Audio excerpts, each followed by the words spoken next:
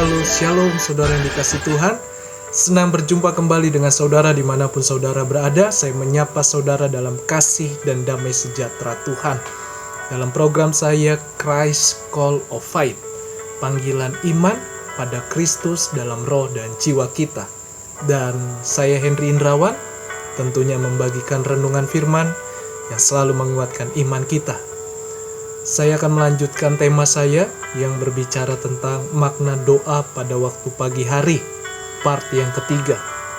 Di dalam satu perikop, yaitu Mazmur pasal yang kelima, dari ayat 1 sampai ayat 13. Saat ini, ayat 11 sampai yang ke-13. Sebelum kita mendengar renungan firman Tuhan, terlebih dahulu kita sama-sama berdoa. Haleluya. Bapa yang baik, Tuhan Yesus Kristus yang kami sembah, kami datang kembali kepadamu merendahkan hati dan hidup kami. Kami perlu Roh Kudus yang mengajar kami, yang mengurapi kami. Biar firman-Mu itulah yang berbicara setiap pribadi masing-masing. Ada kuasa Tuhan, ada pengurapan Tuhan, ada pengurapan Roh Kudus. Dalam nama Yesus, Engkau yang kuandalkan. Kuasa-Mu nyata. Terima kasih Tuhan. Lebih dari kemampuan manusia, Tuhan yang melakukan semuanya. Urapi hamba-Mu yang tidak ada apa-apanya. Biar nama Tuhan saja yang dimuliakan, hamba yang semakin kecil, tapi pribadi Tuhan yang semakin nyata. Dan lewat YouTube ini, siapapun mereka yang mendengar, pergumulan apapun yang mereka hadapi, bersama dengan Yesus, selalu ada jalan keluar, selalu ada mujizat, ada keajaiban Tuhan, dan ada kasih Tuhan selama-lamanya. Haleluya. Amin. Mari kita buka Alkitab kita di dalam kitab Mazmur pasal 5 ayat yang ke-11 sampai 13. Ayat 11 dikatakan, biarlah mereka menanggung kesalahan mereka, ya Allah, biarlah mereka jatuh karena rancangannya sendiri. Buanglah mereka karena banyaknya pelanggaran mereka, sebab mereka memberontak terhadap Engkau. Ayat 11, Daud berkata demikian, yaitu biarlah mereka menanggung kesalahan mereka, ya Allah. Ini bukanlah Daud menyimpan kepahitan hati yang sudah lama. Bukan itu, dan saya percaya tentu tidak. Daud hatinya itu selalu luluh. Makanya dia dikenal dengan hati yang menyembah, hati yang melekat kepada Tuhan. Tetapi ayat 11 ini, Daud mengkisahkan apa yang ditabur orang, pasti itu yang dituai. Orang yang menabur kejahatan akan menuai dengan kejahatan. Seperti pepatah berkata, orang yang menggali lubang akan jatuh ke lubang yang sama. Sebab pelanggaran mereka, akibat pelanggaran mereka. Jadi tidak ada kejahatan yang sempurna. Sehebat-hebatnya kita menutup segala kejahatan kita, suatu saat akan terbongkar. Jadi selagi ada kesempatan bertobat, andalkan Tuhan. Saya pun penuh dengan kelemahan, kekurangan. Saya mau selalu andalkan Tuhan. Karena dialah kekuatan saya lewat doa. Lewat doa saudara. Hubungan kita dengan Tuhan, dengan hati yang murni di hadapan Tuhan. Dan dikatakan lagi, buanglah mereka karena banyaknya pelanggaran mereka, sebab mereka memberontak. Memberontak saudara terhadap Allah yang begitu hebat, yang begitu maha segalanya, yang begitu besar. Mereka berontak, tidak bertobat, tidak mempercayai Allah.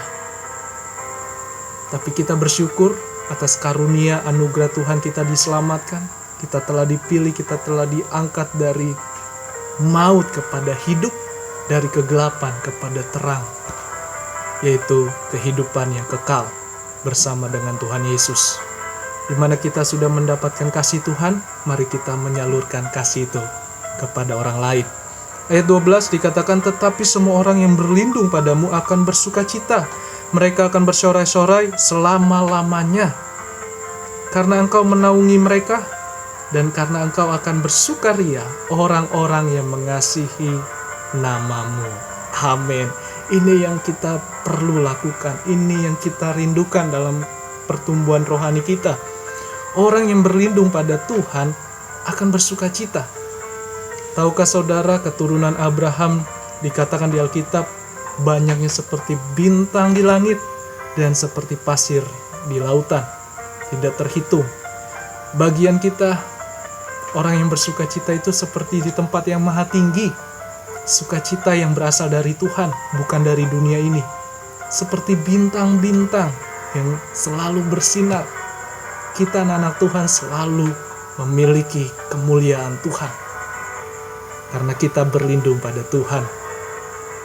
Dan Tuhan dikatakan di sini, Engkau yang menaungi, melindungi, memelihara, merawat kita. Tapi syaratnya adalah orang yang mengasihi nama-Mu, yang hidup dalam pertobatan, lahir baru, pertumbuhan kerohaniannya, dan taat setia sampai akhir hidupnya. Itulah orang-orang yang mengasihi Tuhan, dan Tuhan selalu memelihara. Sekalipun keadaan goncang, tapi kasih Tuhan tidak akan terpisahkan kepada kita. Dan dikatakan lagi, karena Engkau akan bersukaria orang-orang yang mengasihi nama-Mu. Kita pegang janji Tuhan, kita percayai, kita alami di dalam kehidupan kita. Setiap saat, setiap waktu, bersama dengan Roh Kudus. Ayat yang ke-13. Sebab Engkaulah yang memberkati orang benar. Siapa orang benar? Orang yang bertobat, orang yang percaya Tuhan, orang yang taat, dan orang yang setia apapun prosesnya.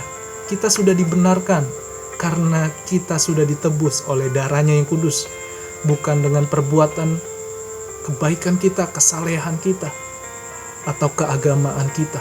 Sekalipun keagamaan kita Kristen, bukan itu yang menyelamatkan. Yang menyelamatkan adalah iman kita dan kasih Tuhan kita salurkan kepada orang lain. Tuhan yang memberkati. Sebab Engkaulah yang memberkati orang benar, ya Tuhan. Engkau memagari dia dengan anugerah-Mu seperti perisai. Ya, perisai digambarkan perlindungan pada saat serangan musuh atau apapun yang terjadi. Kita dilindungi di dalam peperangan. Di dunia ini kita sedang berperang melawan kuasa-kuasa kegelapan, penghulu-penghulu udara, dan sebagainya, roh-roh kejahatan, roh-roh setan. Itu lawan kita. Lawan kita bukan manusia, lawan kita adalah kuasa kegelapan yang menghancurkan manusia, menarik manusia kepada kebinasaan. Jadi kita tetap jadi terang, sebab Tuhan yang memberkati kita. Dan Dialah yang memagari. Kalau kita sudah dipagari, apapun tidak bisa ada yang mengambil hak kita atau bagian kita. Tidak ada yang bisa. Karena Tuhan memagari, Tuhan melindungi kita. Saudara, ada 3 hal berkat Tuhan pada doa di pagi hari yang saya renungkan dari perikop ini atau dari ayat 11 sampai ayat 13, yaitu taburlah kasih dan berjalanlah dengan hikmat Tuhan. Apa yang Tuhan sudah percayakan bagi kita, kita mau menabur kasih. Selagi ada kesempatan hidup, taburlah kasih dengan tulus dan juga dengan hikmat Tuhan. Karena tanpa hikmat Tuhan kita bisa sembarangan, tidak sesuai dengan kehendak Tuhan. Kita konsisten dengan Tuhan. Yang kedua adalah mempercayai Tuhan di setiap aktivitas atau langkah hidup kita. Mengapa? Karena di dalam Tuhan ada perlindungan, ada sukacita, ada keselamatan di dalam kondisi apapun keadaan kita. Tuhan sanggup menyelamatkan kita. Yang ketiga, berkat Tuhanlah yang kita alami begitu puas dan hati kita penuh dengan kedamaian. Semua karena Tuhan. Aku ada karena Tuhan. Itu saja yang saya bagikan. Biarlah renungan pada saat ini mengenai doa pagi hari, memberkati iman kita, dan kita selalu berdoa setiap waktu untuk mengandalkan Tuhan. Itu saja, jangan lupa like, komen, dan subscribe. Bagikan channel ini ke banyak orang agar nama Tuhan dimuliakan. Tuhan Yesus memberkati kita semua. Shalom, haleluya.